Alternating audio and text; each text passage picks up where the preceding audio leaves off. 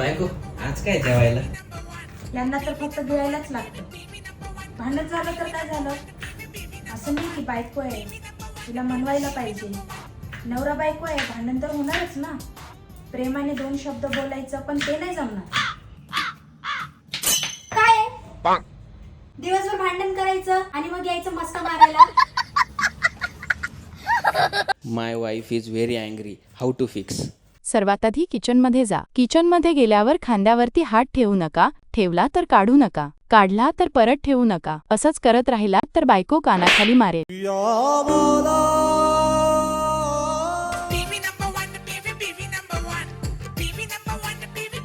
या गिळा.